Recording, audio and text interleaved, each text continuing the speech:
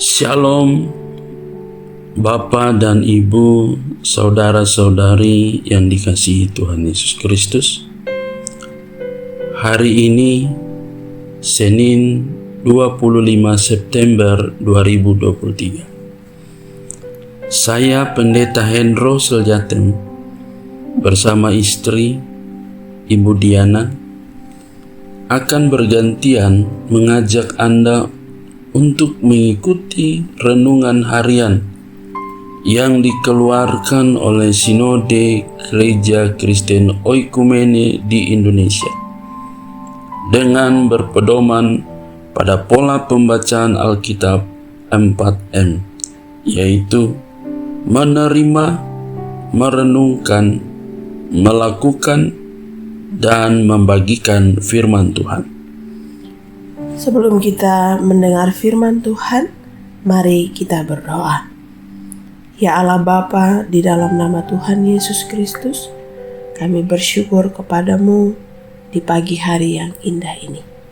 Kami datang ke hadapan hadirat-Mu, kami memohon penyertaan, pertolongan Tuhan, untuk kami membaca dan merenungkan firman Tuhan sebagai pedoman dalam hidup kami. Tuhan, tolong kami, Roh Kudus, mampukan kami, supaya kami mengerti akan firman Tuhan. Di dalam nama Tuhan Yesus kami sudah berdoa. Amin. Firman Tuhan hari ini yaitu dari Yunus pasal 3 ayat 10 dengan tema pertobatan. Yunus 3 ayat 10, demikian firman Tuhan. Ketika Allah melihat perbuatan mereka itu, yakni bagaimana mereka berbalik dari tingkah lakunya yang jahat, maka menyesallah Allah karena malapetaka yang telah dirancangkannya terhadap mereka, dan ia pun tidak jadi melakukannya. Dari bacaan tadi, kita mau mempelajari atau menggali isi Alkitabnya dengan pertanyaan berikut ini. Siapa yang Allah lihat bertobat dari segala dosa dan kesalahannya? Orang Niniwe. Nah, pertobatan itu ditunjukkan melalui perubahan tindakan nyata di mana Raja Niniwe meminta rakyatnya untuk berbalik dari tingkah lakunya yang jahat. Dan apa yang Allah lakukan setelah mereka bertobat? Ketika Tuhan melihat perbuatan mereka, yakni bagaimana mereka berbalik dari tingkah laku yang jahat, Tuhan tidak jadi melakukan hukuman yang telah Ia rancangkan. Bukan berarti Tuhan tidak konsisten dengan apa yang Dia telah tetapkan, tapi disinilah terlihat kemurahan Tuhan, bahwa selalu ada kesempatan dalam setiap pertobatan. Mengapa Allah menyesal dan tidak menghukum orang Niniwe yang telah berbuat dosa? Karena Allah bukanlah Allah yang mendendam. Allah adalah Allah yang mengasihi. Allah segera mengampuni mereka. Ketika Allah melihat perbuatan mereka, maka menyesallah Allah.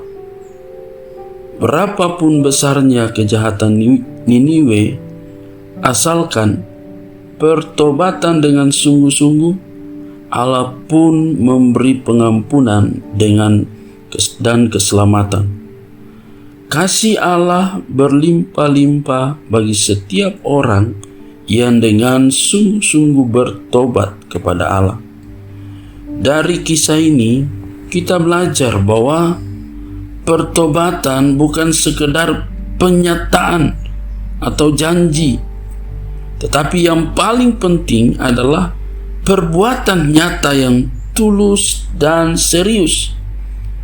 Tentu saja pertobatan itu mengandalkan iman dan pengharapan bahwa Allah itu Maha Kasih dan Maha Pengampun.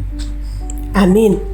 Dalam 1 Yohanes 1 ayat 9, firman Tuhan berkata, "Jika kita mengaku dosa kita, maka Ia adalah setia dan adil, sehingga Ia akan mengampuni segala dosa kita dan menyucikan kita dari segala kejahatan."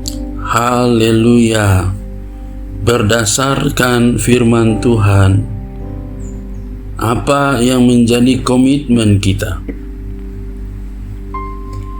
Yang menjadi komitmen kita adalah menyesali perbuatan dosa kita, mengakui dosa di hadapan Allah, serta bertobat dari perbuatan dosa dan hidup menurut kehendak Allah. Amin. Mari kita lakukan komitmen kita, dan kita juga perlu membagikan kebenaran hari ini kepada orang lain. Baik, mari kita tutup saat teduh kita dengan berdoa. Ya Allah Bapa, terima kasih untuk kebenaran firman Tuhan yang telah mengubahkan hidup kami untuk menjadi lebih baik. Jadikanlah seluruh hidup kami dipimpin oleh kuasa Roh Kudus untuk menjadi berkat. Dan berkati setiap orang yang mendengarkan renungan hari ini, karena dengan pertobatan membawa perubahan sikap hidup untuk menjadi lebih baik di tengah-tengah dunia ini. Di dalam nama Tuhan Yesus Kristus kami berdoa. Amin.